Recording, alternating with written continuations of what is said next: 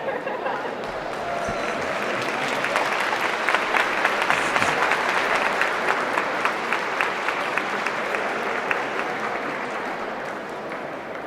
morning, everyone.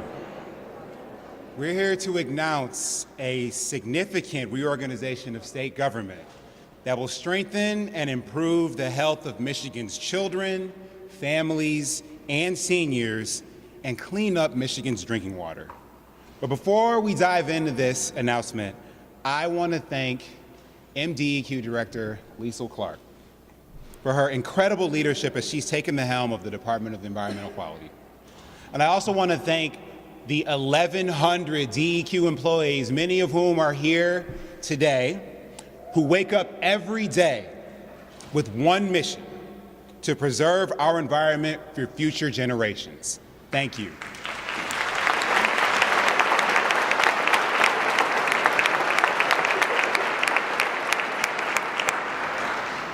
Governor Whitmer and I know that the only way that we can lead our state is by getting to know the people who actually make our state run. That's why we made a promise to get into every single department before the governor gives her State of the State, because we wanted to meet state employees where they are. We wanted to hear from them what their priorities are and their suggestions for how we can build a better Michigan going forward.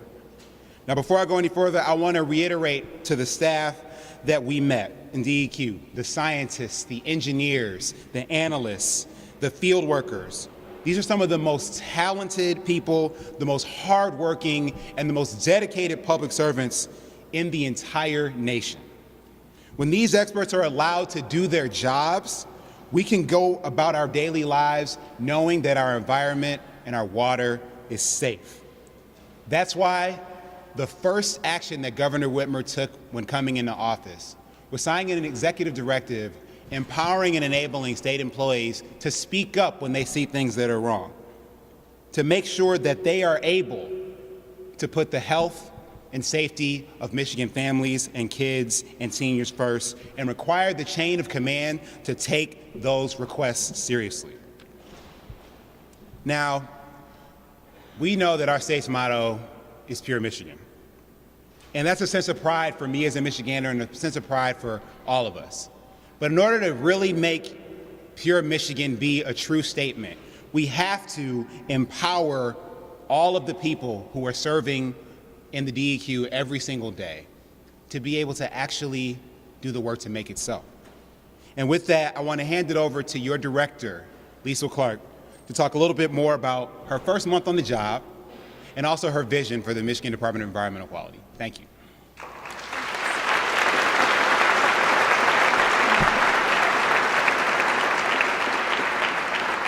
Thank you so much. Thank you, Lieutenant Governor Gilchrist, for the wonderful introduction. And I want to thank the entire DEQ team for welcoming me with open arms for the work that we do every day to support the work that you do to protect the environment and public health. With 1,100 employees on staff, overseeing 11,000 inland lakes, 76,000 miles of rivers and streams, and more than 20% of the world's fresh water, the DEQ has a lot of weight on our shoulders. Our scientists, analysts, and experts in the field are responsible for supporting a sustainable environment, healthy communities, and a vibrant economy.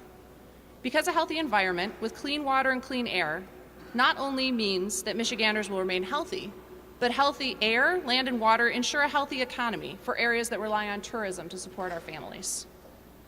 When I first came on board, I knew there'd be a lot of work to do as a team together. It's no secret that the DEQ's been under the microscope for the last decade. That's why we got to work immediately to show Michiganders through our actions and not just our words that we will go above and beyond to regain their trust. We know that change starts from the ground up, which is why we've spent a lot of the last month just listening to people. We've heard from folks in communities across the state. I've spent a lot of time listening to our staff, and there's a lot more discussions that are upcoming over the next month or so and ongoing. We've also heard from businesses and environmental groups. What we found is we can do a better job of ensuring that our state government is more responsive to problems on our air, land, and water. Many of the problems that communities are facing can be solved by streamlining state government and eliminating unnecessary and ineffective offices and commissions.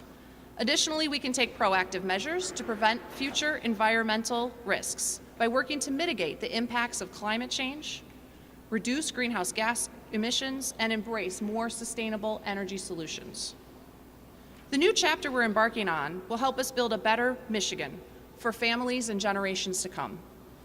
I want to thank Governor Whitmer and Lieutenant Governor Gilchrist for visiting us at the DEQ for a second time. We're very excited that you joined us just a few weeks ago to meet with our staff and listen to our concerns and suggestions. This is a partnership that will yield dividends for our state, and we're excited to see what the future holds. Thanks.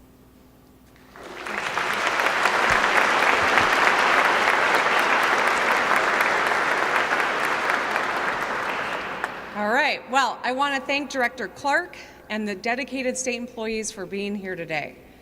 You know, the Lieutenant Governor mentioned that he and I have gotten into all of the state departments and tried to shake a lot of hands and listen and learn so that we can support the work that you do. And in those meetings, a number of pretty profound things have happened. I talked to a man who saved someone's life when they were swimming, just above and beyond his work over at the Department of Military and Veterans Affairs. I've met state employees who well up in tears talking about how they moved back to Michigan to protect the Great Lakes. And I met one here at DEQ who handed me this card. Very proudly, living by this creed, we are all of us, water beings on a water planet. Water is life, and without it, all living beings die. Our dependence on water is absolute. Our psyches know this and signal us in myriad ways of the water's elemental importance and significance. And that is why we love the water and remember experiences associated with it. Of the Earth's vast resources of water, only a small fraction is fresh and drinkable.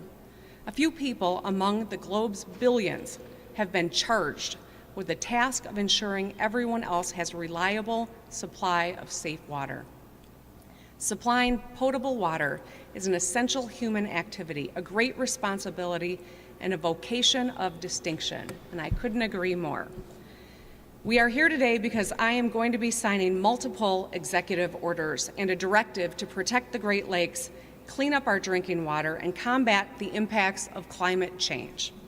We hit the ground running on the first day of this administration to make sure that our state government works to protect the people of our state. The first executive directive I signed made sure that our state employees immediately report any threats to public health or welfare to their department heads, who will ensure that the threat is eliminated or mitigated. It ensures that our public employees are empowered to speak up when they feel that the health of Michigan's kids, families, and seniors is at risk. Today we are here in Conn Hall, the home of the DEQ, to announce a significant reorganization of this vital department to help streamline state government so we can solve problems with our air, land, and water quality. This is fulfilling a pledge that I made throughout my campaign of making sure that Michigan state government is more responsive to the people of Michigan. This matters, and I'll tell you why. We need to be laser focused on cleaning up the water in our state.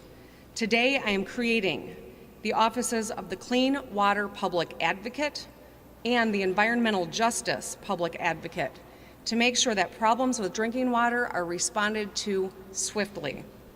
Because right now, communities across our state don't trust the water coming out of their tap, and there's a real lack of trust in state government. In Michigan, the state that is home to 21% of the world's fresh water, there are parents who cannot bathe their kids or give them a glass of water at the dinner table with confidence, and it is time for that to change. Just this month, even more PFAS contamination sites have been reported.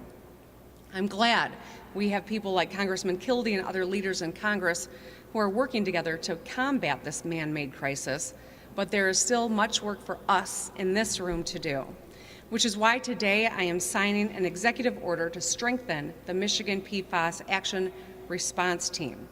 If we're going to become a world leader in water stewardship, we've got to keep up the important work of cleaning up PFAS contamination sites and protecting our lakes and rivers. We've got a lot of work to do also to fight back against climate change. Today, it's supposed to get up to 50 degrees. 50 degrees today, which I know you all remember that just 5 days ago, we had a wind chill of negative 52 in the Upper Peninsula. That's a 100-degree change in the temperature. 1 week ago today, it was snowing an inch an hour. And now we're definitely going to see people out there in shorts, at least on MSU's campus.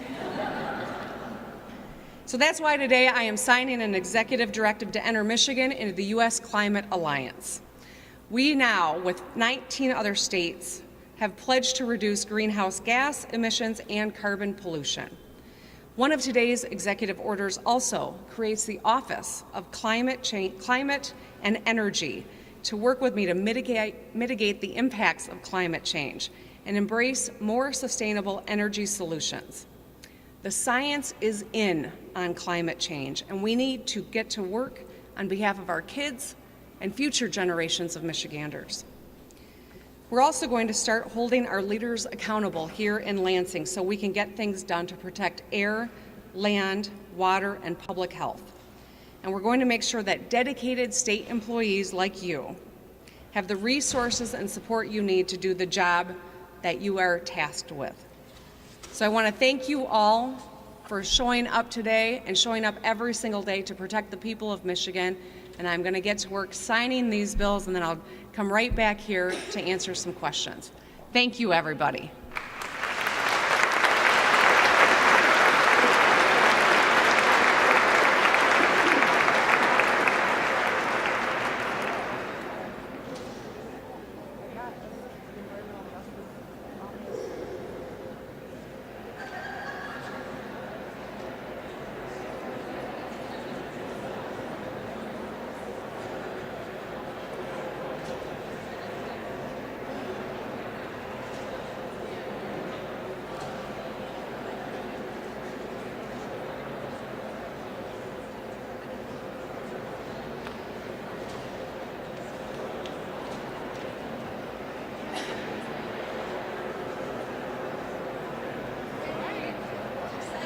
All right, Liesl, you got a lot of work to do. I got a big team.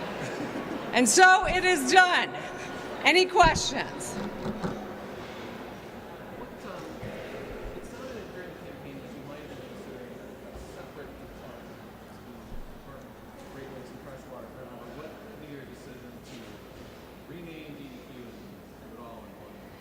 Well, so we are elevating protection of the Great Lakes and freshwater to a department level.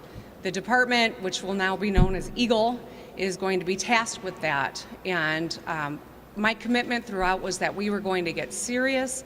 We were going to make sure that it was a cabinet level department, and now we have the Department of Environment, Great Lakes, and Energy. Yeah.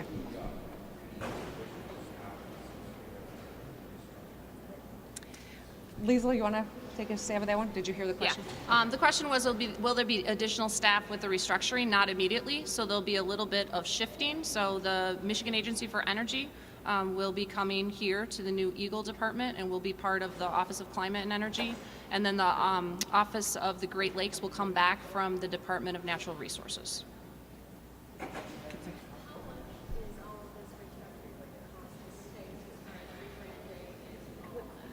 What is the cost for rebranding? I mean, it's minimal compared to what we are going to see in terms of the efficiencies and the ability to really harness the great expertise that is here to put it to work to help people. So with any administration, there are changes that come, but it is minimal compared to all of the great benefits that we see from really creating this department and harnessing it in this way. Yeah.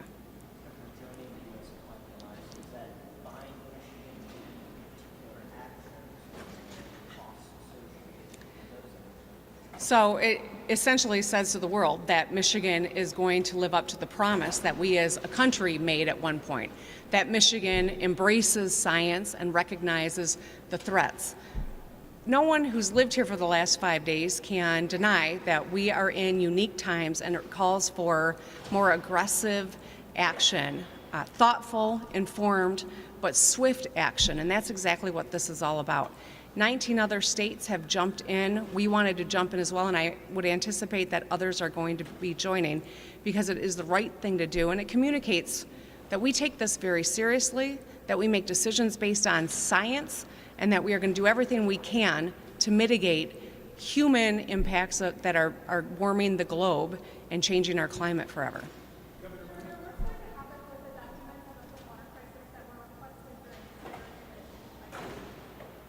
The documents that were requested during the Flint investigation.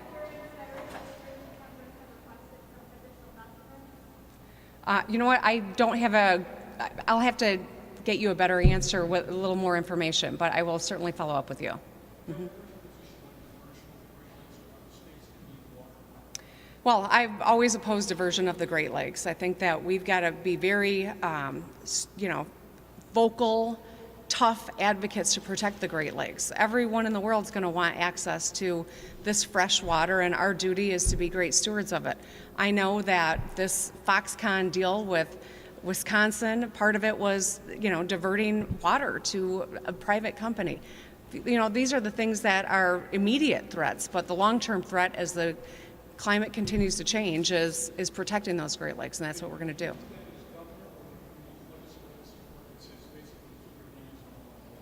Well, I'm going to work with the legislature, no question, but I do believe, we've got compacts, but we also have a whole new group of governors for the Great Lakes region. And I've already elevated our discussion and getting us on the same page, whether it's Pritzker or Evers or Waltz. We've got an opportunity here. DeWine, Republican from Ohio. We've had this conversation. We're going to keep working together to protect the Great Lakes. We are analyzing exactly what we can do, but yes, I do not think that a private company should have limited access to bottling and selling fresh water out of the ground here in Michigan. Correct.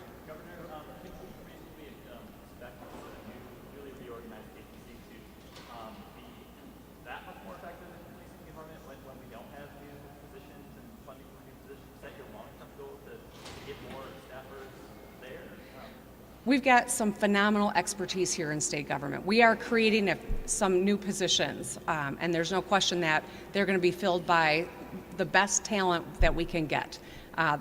We have now created a public advocate for environmental justice. That's a massive change, driven by a lot of the discussions that have happened, whether it is air emissions from refineries or it is groundwater that is contaminated. We're creating a drinking water public advocate. These are major steps forward. Joining the U.S. Climate Alliance, we're going to do things differently because we've got a critical job of making sure that we protect the water. There are phenomenal people on every floor of this building who go to work every single day trying to make sure that we are safe in our homes and in our, wherever you are in the state of Michigan. But they need support, and this reorganization helps achieve that goal. Okay.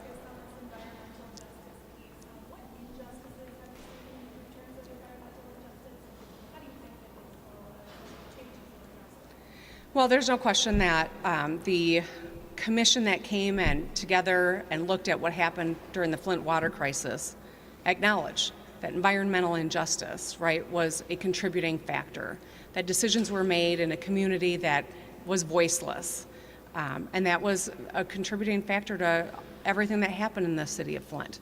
So I believe that there is enormous work for us to do, and that's why we're identifying an advocate that people in communities across our state can reach out to get the process of making sure that we don't ever have a situation like that again. And I don't know if the director wants to add something, but she was a critical advisor when we decided how this could best work for the people of Michigan. Anything to add, Lisa? I would just say that I would just underscore what the governor said. We're really excited about the additional focus this puts and making sure that when we have these conversations, all people in affected communities are part of the dialogue. Governor, the executive order appears to abolish two of the committees the legislature and the governor created lately that business wanted. They felt rules were causing big problems in the business.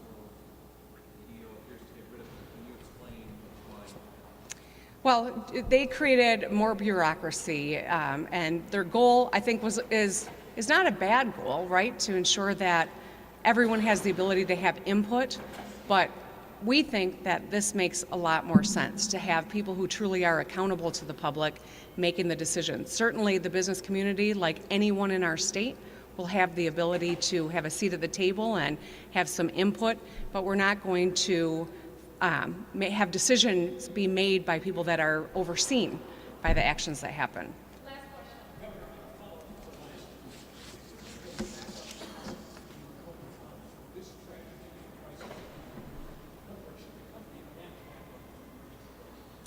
One of the things that I'll be doing today is formally sending my letter to the MPSC, asking them to undertake a real analysis about our energy needs, our delivery systems, the interoperability of gas and electric and different companies coming together. Last week was a tough week. We had to make some tough decisions, and I think the actions we took saved lives, but we got to learn from it and make sure that the MPSC is operating with full informed information and is holding individuals and companies accountable in our state so that as the globe continues to warm, that we have a plan for when crises happen.